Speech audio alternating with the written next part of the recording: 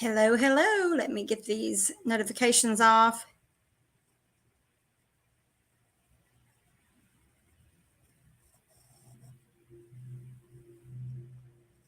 Okay. All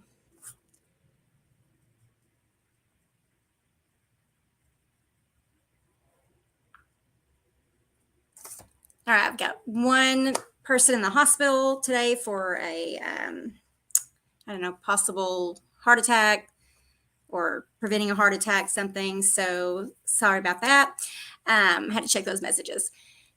Good afternoon. It is noon. It is time for our Plano Idea Exchange. And what an incredible month we've had. The month of December has proven to be quite exciting. And we just finished up our second of 2 weekends that we did a subject to all-day masterclass.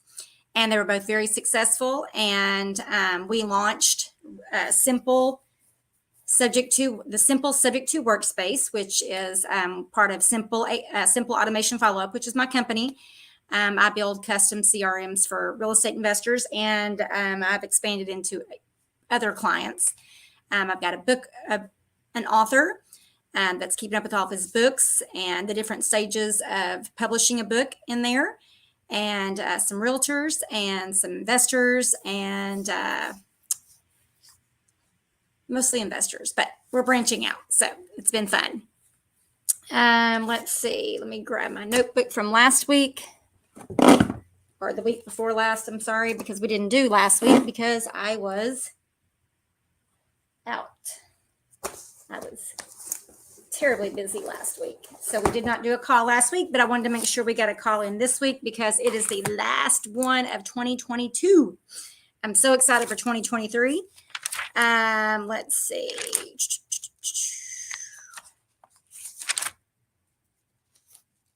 Okay, I've got a lot of notes.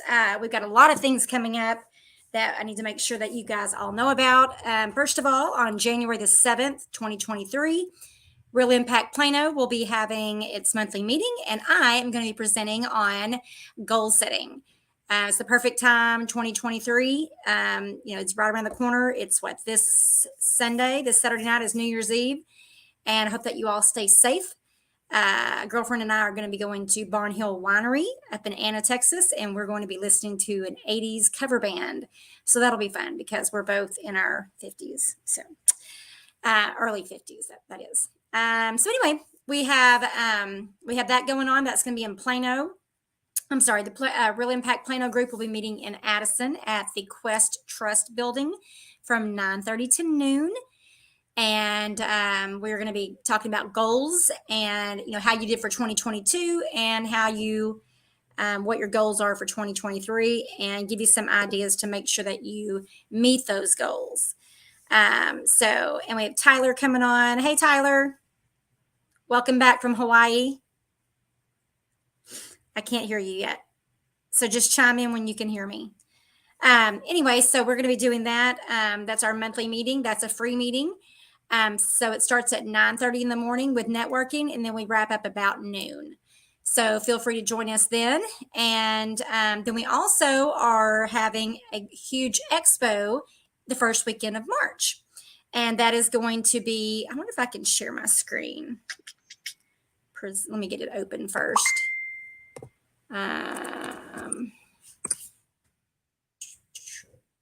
The Real Estate Investors Dream Team Expo. And let me see where I left you. There you are. Okay. Tyler, there you are. I can hear you, Tyler. All right. How are you? I'm doing very well. How are you? I'm doing well. You sound like you might have a little bit of a cold. No cold. I just was out a little bit later last night than would probably be advisable. Gotcha. Okay. Let's see. I want only the window. Chrome tab. No, I don't want to. Well, doesn't matter. Doesn't matter. You can see all my crazy stuff that I have open because I have so much open. All right. So now I can't see you. Can you see my screen that says if you said yes, you'll want to attend this expo? Yep. Okay, perfect. So this is what we have coming up in March the 3rd and 4th. We're going to be doing a Friday evening and then an all-day Saturday event, which is going to be based on building your real estate investing dream team. So the premise is basically doesn't matter where you are in your investing career, whether you're new or whether you're seasoned. There's always going to be a time when you're going to need that specific niche. You need that attorney that handles evictions, or that attorney that handles the title company attorney that will handle subject to transactions. The RMLO you might need, but you might not need them now, but in 3 months or 6 months or tomorrow you could need it. So we are going to be bringing everyone together, the investors plus the sponsors that are going to be helping. They're going to be there to let you know what kind of services they provide and why you would want to work with them. Letting you know that they are investor friendly, which is so important. But an investor friendly title company may not do subject to transactions.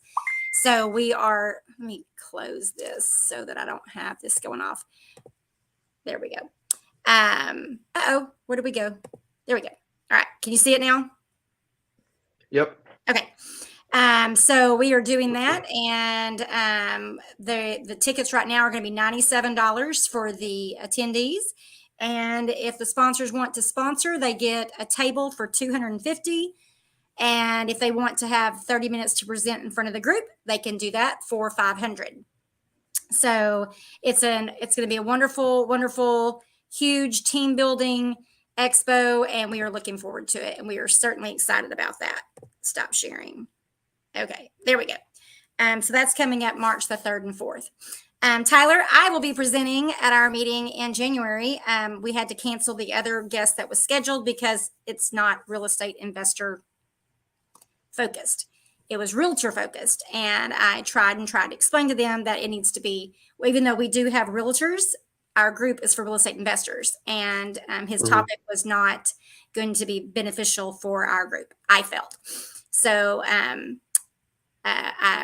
we just agreed to nix that. And I said, okay, what can I talk about? Well, my whole thing is goal setting. What goals do you have? How do you intend to meet them? How did you do? Celebrate your wins. I know last year in 2021, my goal was to get my first flip by the end of 2021. And that did not happen until 2022. And I got 2, one in March and one in April. And I still have them. So I have not completed the cycle. I need them to sell. It's been a long road. It's been a headache. It's got all my capital tied up. I'm so frustrated with it. But I need to be a little more, when they say, make sure, what is it? Watch what you ask for. Be careful what you ask for. Be careful what you wish for. Be careful what you wish for. So I wished for a flip, but I guess I wasn't specific enough in that I didn't say I wish that flip would make profit. So I'm going to be a little more specific next year. I don't know if you've ever seen it, but this is what I have. Let me reach back behind my desk and grab it. Uh-oh. Is it off? Oh, it came unplugged while it boots up. So this is a digital frame. Mm-hmm. And I took the goals, the PowerPoints from the goals PowerPoint from Dennis, and I made them my own. And I saved each of them as an image. And then I put them in the digital frame. And this sits right behind my desk where I can see it. And this is where I do my meditation in the morning and reflect on my goals. And so, but the only thing is I have to go in and update them as I reach a goal. And sometimes you don't even realize when you've reached a goal. But anyway, so that's what I do to make sure that my goals are fresh on my mind. And I just saw one. It was Get the Books, Dennis's book published. His second book was supposed to be published by December the 1st, but we ran into a snag with the editing. We paid the formatters to edit it, and we found several mistakes. So then we had to go back and redo the whole thing. So we are straight. That's a struggle when you let someone else handle something like that. Yeah. But anyway, so what do you have? What do you have going on? Anything new with your real estate investing? Nope. I've been very busy these last couple of weeks, just trying to keep things moving on everything on all my other fronts. As far as real estate investing is concerned, I'm actually starting to get back into it just this week. Good, good. Well, you're back. I mean, you had I am. some life and family things you had to take care of, and one thing is that you were able to. Yep, absolutely. Someone said, "Oh, I'm on vacation. What are you up to this week? Oh, I'm on vacation, enjoying my week's vacation." I'm like, oh, gosh, I remember those days. I remember those days when I was kind of tied in with I had to work, and then you had certain days you were off, which typically included the holidays.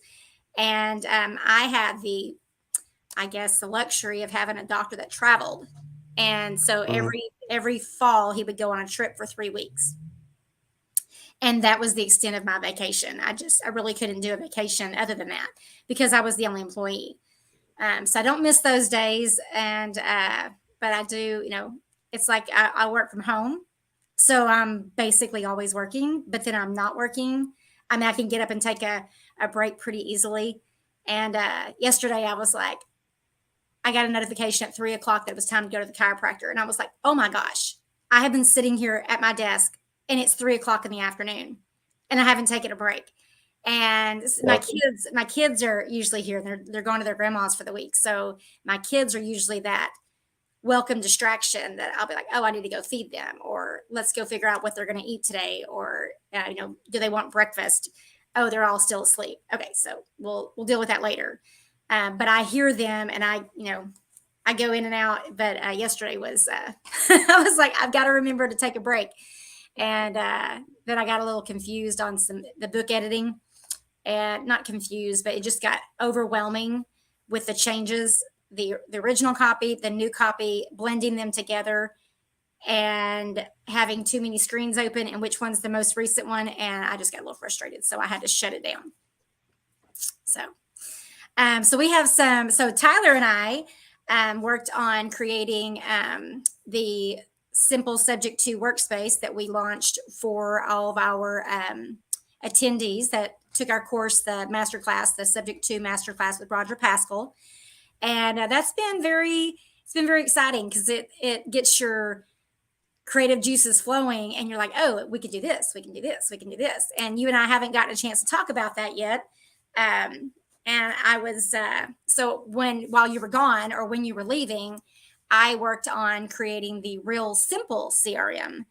And what's funny is that people want a CRM and they want it to do everything, but they want it to be simple. Mm-hmm. And sometimes you can't have both. Like a formula, 1 + 1 = 2. But when you get into like difficult formulas like ROI, NOI, cash on cash return, cap rate, all this different stuff, it gets very confusing. And then you need more information. And then it makes it even more confusing. So I tried to take the brunt of that off, and I got the deal analyzer fixed and created. And I talked with Tony Jardou because I'm like, look, I know these formulas, but when I'm trying to put them in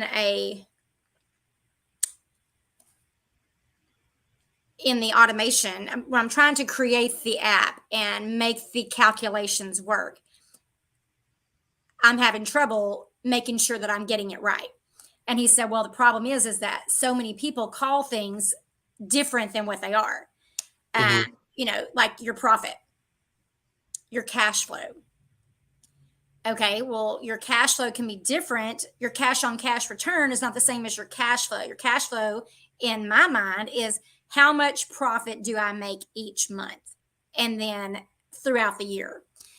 And then your cash on cash return is different if you pay $100,000 cash for a property versus if you use other people's money or you get a loan and you only bring, hopefully zero, but 10% or $10,000 or whatever. So all that has to be taken into consideration. And all of it's pre-tax, so that we're not taking into consideration depreciation or anything tax related. This is all, what you would see on your actual before you turn it into your to your CPA, hopefully your CPA that knows what they're doing. And they know how to, make sure that you remain bankable by not taking all of your deductions or taking all of your deductions if you need it.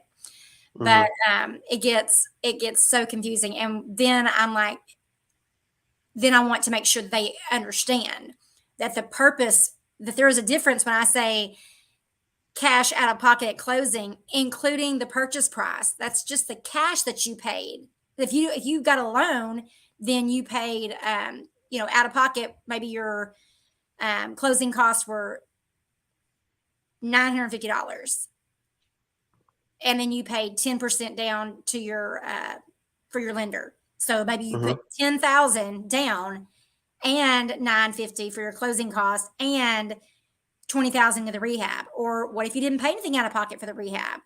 And so I had to break all that down, and it made it look a little clunky. But I'm pretty pleased with how I decided to not include NOI and cap rate, because that's commercial, apartments, multifamily. So I have a different app for that. And so anyway, I've been working feverishly on it, and but then again, like I said, I don't want to make it too confusing, but I want people to get their value. And that's everybody asks me, what's the best CRM? Well, the one you use. Your paper can be your yellow notebook can be your CRM, because that's what you use. Yep. But anyway, so what about you? Do you have any epiphanies as far as the anything goes as far as automation? So I don't think I've had any epiphanies, but I have gotten everything pretty much automated from for the Simple Subject 2 app, with the exception of the flows. So I'm very excited about that. Did you get it? Did you see my note that you still weren't added as an admin, but that the widgets worked? Yes. I have a ticket open with them for the admin portion. Okay. Apparently with Podio, you have to be trusted. You have to have a certain level of trust before they let you do things like that. So I put in a request to get my API token and your API token promoted to that next level of trust, so that we can do that. Okay. And automatically add people to those workspaces as they get created. Okay. Well, and then you were asking, I know this is a little outside the box for this call, but since we're here anyway, you were asking on the Todoist. I was saying that we can, when they complete their order, we can find certain stuff. So what it does, if you can have it send an email to, it's called email to app.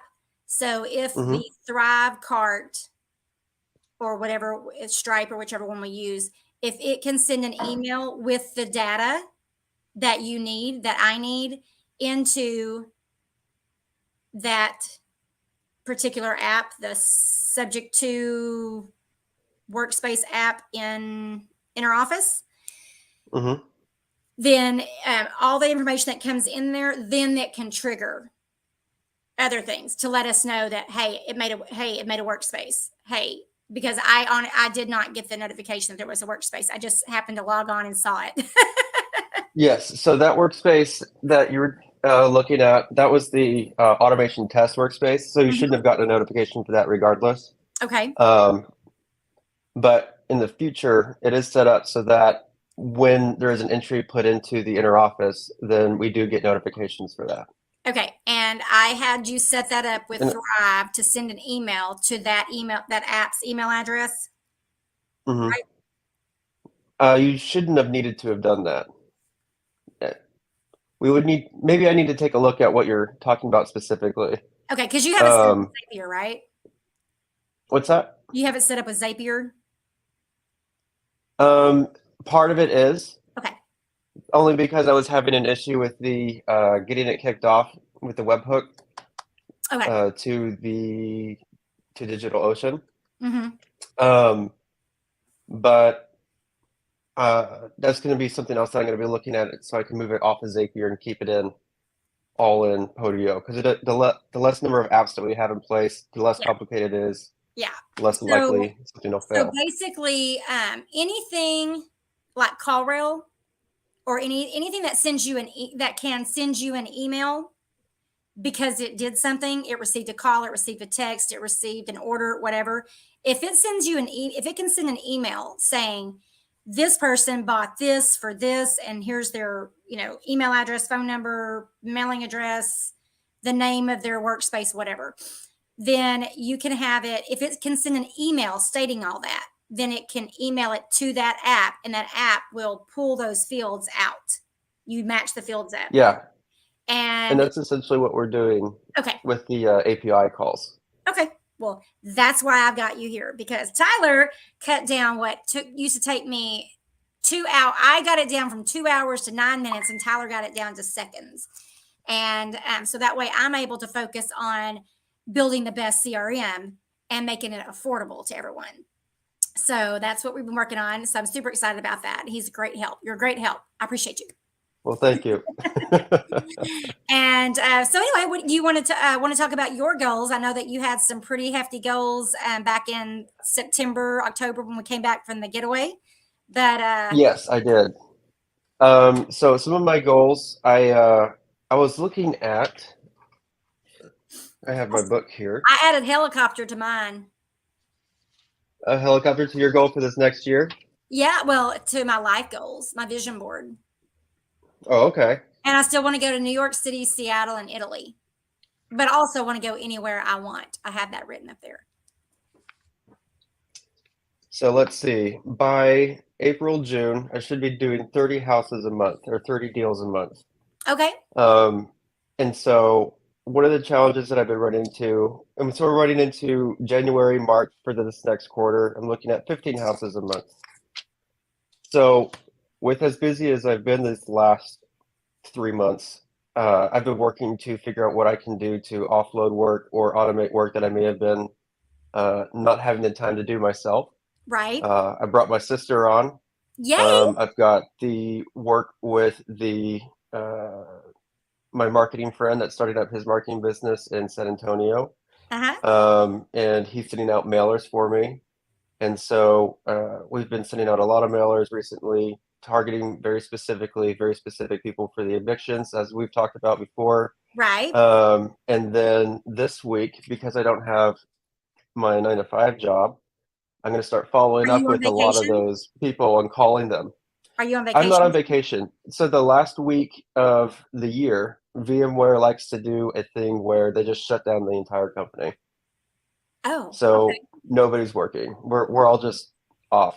That's funny because that's something I don't miss in the private, in that private sector, is that they could just shut down, and a lot of places would typically shut down from Christmas till after New Year's, and that Hmm. hurt a lot of people to have that, that 1 week off that they didn't have a choice. So, Hmm. but anyway, it's good for you. Yeah, it's good for me. I'm salary, so I'm not. So I'll keep it. So tell me about Um, your sister real quick. Is well, she as smart as you? she's she is smarter than me. I'd make that argument. I think that she's been doing a lot of HR work and stuff. And I'm not. I'm basically have it set up so that she can come in, and I'm paying her uh, basically hourly to come in and do some of the research for me for some of the cities and stuff. And then uh, any deal that it ends up coming through, she'll end up getting a piece of that as well. Good So deal. it's not because I don't feel like I can pay her what would be appropriately right Right. now, as the Right. business is not being not yet making money. So then it's a great opportunity for her because then it has that opportunity to pay her a lot more, even possibly, and she's still getting something as she moves forward into this. And we'll see how far she goes into it. She's been taking really well into it. She's been looking at taking her own initiative on trying to figure out different things. I had some issues with some counties, and she took it upon herself to go and figure out how to do those things with those counties, and she's doing a really good job. Good, good. Well, I believe so. Scaling is one of my strengths, and that's why I use that's why I build the CRMs, and that's typically when somebody needs a CRM is when they already have that foundation. They already have the knowledge and the skills. And now they're ready to just kind of pull it all together and start Hmm. hiring other people. And that's where it can kind of get confusing because people miss things. If you delegate someone to handle something and they're not handling it, it can sink your entire month, your entire quarter, because not Yep. only, and I see this a lot with people hiring virtual assistants to take their calls. We'll just have someone take my calls and they're trash. And then you don't ever, you lose that contact with that seller forever. You waste that lead. So it's like Yep. that, it's the equivalent of, to me, it's the equivalent of sending out a mailer to the wrong address or Yep. to the property address instead of to the mailing address for the owner, making a mistake like that. And it really does. It really cuts down. And it took our VA whenever I was gone when my sister was dying. She was out. It took a month for her to, from the time she had her heart attack till the time she passed.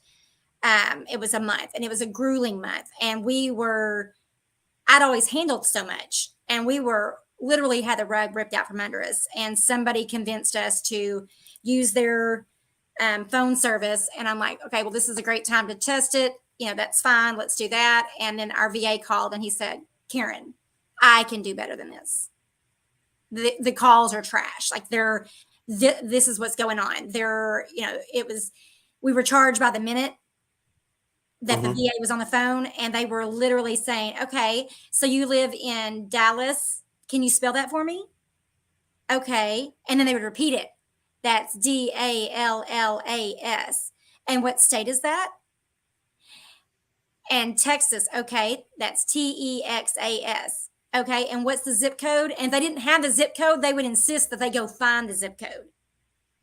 Or listen to a 10-minute call with a guy that he had to go find a piece of mail that was addressed to that address and find the zip code. It was My crazy. goodness. And all they were doing was just trying to stay on the phone. And it did not result in, like, I couldn't figure out why we had all these calls.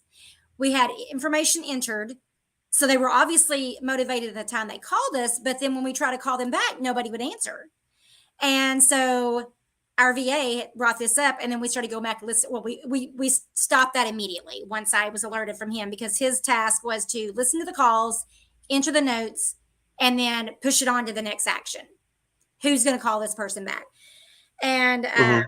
so it was tragic, and it was unfortunate that we had sent out 25,000 postcards that month. Or, like, we had a meeting at the beginning of June, and we decided to send out these 25,000 postcards, and we didn't stagger them. We sent them out at one time, and we were not prepared. My team was not prepared for the influx of calls, and they didn't handle them correctly. They started with, Hmm. in their mind, well, they got direction from the owner, and I'm like, why are y'all not working on these Collin County calls? They're like, oh, well, we were told to work on Sherman. I'm like, why? We sent out the mailers to Collin County. These are the, like, and why can't you work on them all? But they did. They let the Collin County, I don't know, it was like 54 leads that were actual leads, sit there for, it was a week before I found out. And then so because of that, those shrank. They were already gone. If somebody Yeah. calls you and you don't act, if they are motivated and you don't act, somebody else calls them in an hour or tomorrow or later this evening, they will get that deal. So you have to Yep. be able to act immediately, jump on it, get it. I mean, I can sit there and analyze the deal do a rough analysis of the deal based on what I can find out from the seller, based on their motivation, based on their needs, and get a pretty good idea of what if I have a deal there, if I can work with it. Um, Mm-hmm. yeah, you have the ones that are total jerks and they're like, yeah, I'll take $1 million for it. Okay, well, what if their property is 1.5 million and they're taking a discount? I don't know until I Yeah, look at it. But exactly. you can kind of tell from their demeanor, and most of them aren't going to call you back anyway. That's why we have such a low conversion rate, because you only, you don't, all 25,000 people do not call you back, or all 5,000 or 200.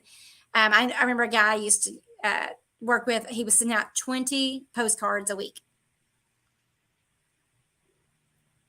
I'm like, do you want a deal? Well, I just don't want to have to deal with the influx. I'm not prepared to handle an influx of calls. I'm like, I'll help you if you need it. Like, let's send out 200. I used to send out, we used to sit, we had a team of 5. So we had a lead manager, acquisitions, dispositions. I was a transaction coordinator and everything, all that. And the COO. And then we had the owner that made all final decisions. He was the CEO. So we had a team of 5. And our goal was to keep the CEO out of it, out of the day to day, and just make the big Mm-hmm. decisions. And that worked out really well. And but we were sending out 2,500 every Friday, and then another 2,500 on Monday. So we didn't do mailers on Wednesday because Wednesdays would hit on Saturday. So we did Friday so they would hit on Monday or Tuesday. And then we did Monday because they would hit usually or typically around Wednesday, Thursday. And so that was that. We just had a really good system. We knew that was a manageable amount.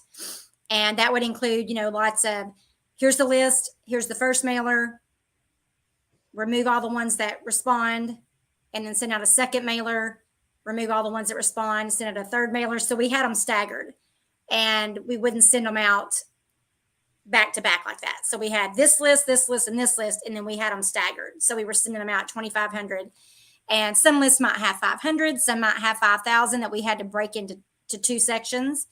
And then we whittled on that list. And gosh, one of them, I remember we mailed that sucker. We must have mailed to them for over 12 months, like 13 touches. It was crazy. But as long as the list is still performing, why would I not? They say it takes 7 touches. Absolutely. It takes someone 7 touches to respond. Mm-hmm.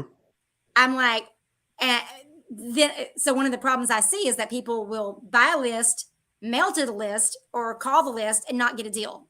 Oh, that list was trash, and they blame it on the data, or whatever. I'm like, data is data.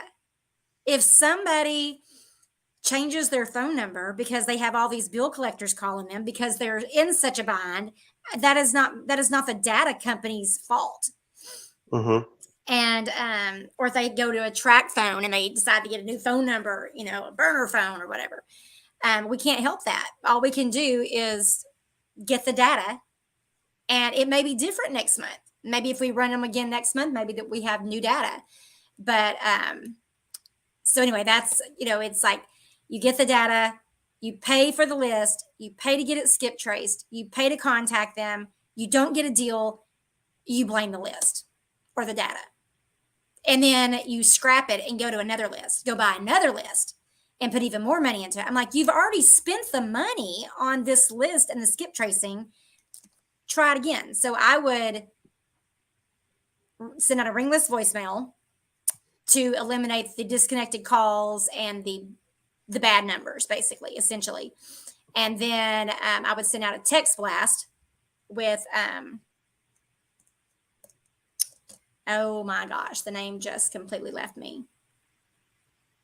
Anyway, I'll think of it. Oh, Roar. Send out a text blast through Roar, and then cold call. But we never got to cold call because we stayed busy with those 2 niches. I didn't have to do direct mail. So that was good. But then I do the handwritten letters.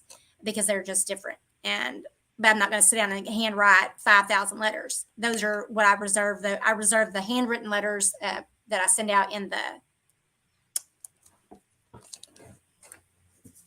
we call these invitation style, card style envelopes.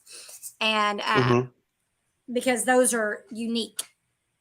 And I say those for my driving for dollars that I see a house that I want. Is that a puppy? Yes, it is. What's its name? Her name is Brandy.